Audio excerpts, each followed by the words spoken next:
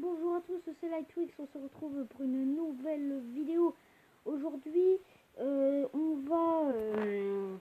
pour ceux qui connaissent pas, on va faire l'ouverture en direct d'une baguette Harry Potter. Donc je vous l'ai pas dit, mais en fait je vais pas faire des vidéos que sur Pokémon, je vais un peu faire sur tout ce qui peut se collectionner. Bon, Pokémon c'est un jeu vidéo, c'est pas un truc à collectionner, mais c'est un jeu vidéo, donc je le fais quand même. Là. Et donc voilà, donc cette baguette, c'est la baguette de Voldemort, donc c'est entre guillemets le grand méchant dans Harry Potter. Donc voilà.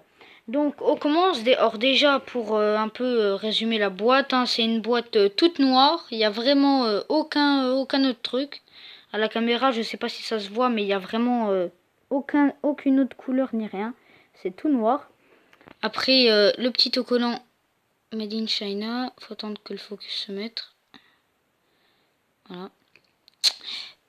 Après, les petites écritures. Là, un carton comme ça.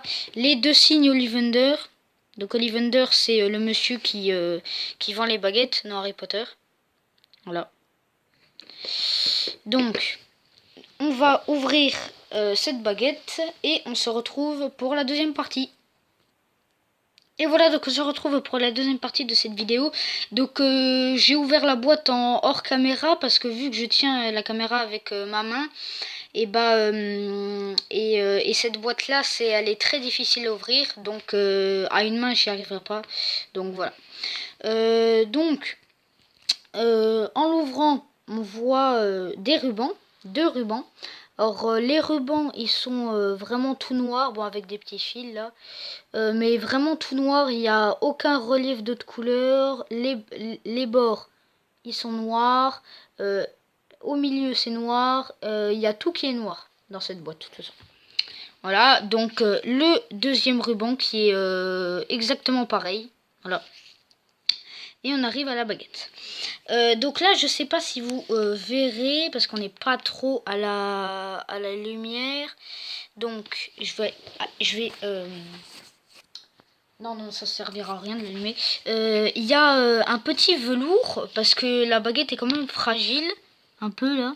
Ah, là on voit mieux. Voilà. Alors, c'est un velours assez dur, mais qui est franchement très doux. Vraiment, vraiment très doux. Je sais pas si vous voyez bien là. Mais c'est relativement dur. Mais c'est vraiment très doux. Et donc, bien sûr, alors le velours est moulé pour la baguette, bien sûr, pour que la baguette soit bien dans la boîte. Et donc, on va la sortir. Voilà. Donc là, je sais pas si vous voyez un peu comment c'est moulé. Ah voilà. Comment c'est moulé à l'intérieur pour la baguette. Là, on voit bien. Voilà, donc le velours. Là. Donc maintenant, on place à la baguette. Donc la boîte ressemble à ça quand tu reviens. En place, ce qui est intéressant, c'est bien sûr la baguette. La baguette, là voici, la baguette de Voldemort, alors cette baguette mesure 36,5 cm. Elle mesure 5 mm de plus que celle d'Harry. Celle d'Harry, elle mesure 36 cm. Donc c'est en parlant d'Harry, ce sont deux baguettes jumelles avec celle de Voldemort et celle d'Harry. Car celle d'Harry, alors il y a le manche, elle est divisée en trois parties la baguette. Le manche, la petite enveloppe, là on voit que c'est coupé un peu. La petite enveloppe, donc chez Harry c'est un marron un petit peu plus clair que le reste de la lame. Deuxième partie, et la troisième partie normale, la lame. Et c'est pareil pour Voldemort. La première partie, ce magnifique manche qu'on va lire en détail après. Cette partie qui est relativement belle aussi, avec des petits écrins noirs comme ça, des points prolongés. Et la lame qui au bout est rasée sec. Donc voilà, pour voir s'il y a des ondulations. Non, il n'y en a pas. Non, il n'y en a pas. Mais par contre, vous voyez que le manche, si on le prend comme ça, il est vraiment très très louche, on va dire même. Donc c'est un manche en tête de faucon. Alors la plupart des gens disent ça parce que voilà, même la première fois que je l'ai vu, je dis oh ça ressemble à bah peut-être pas un faucon mais ça ressemble à un aigle quoi. Mais en fait non, j'ai recherché sur internet, c'est le crochet du diable. Et le crochet du diable, ça serait apparemment le doigt du père de Voldemort.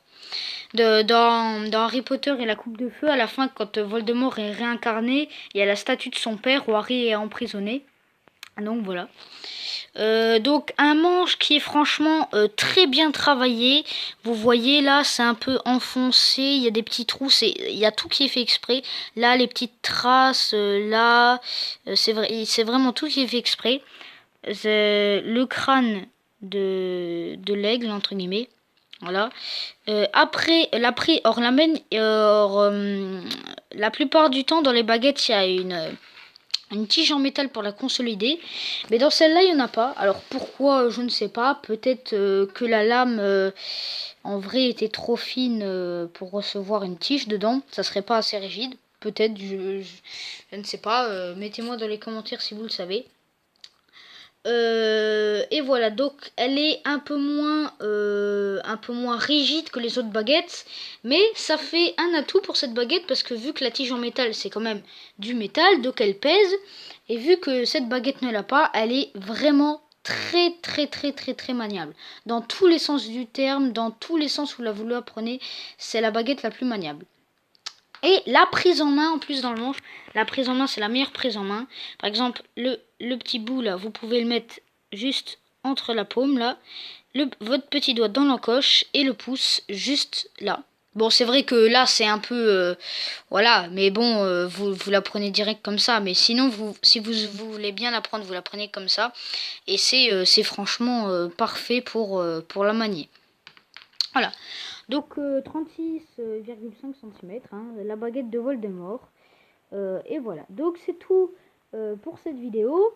Mettez-moi dans les commentaires si elle vous a plu. Likez et abonnez-vous. Et on se retrouve pour une toute nouvelle vidéo. Ou sur Pokémon Lune. Ou sur une autre baguette. Allez, salut à tous!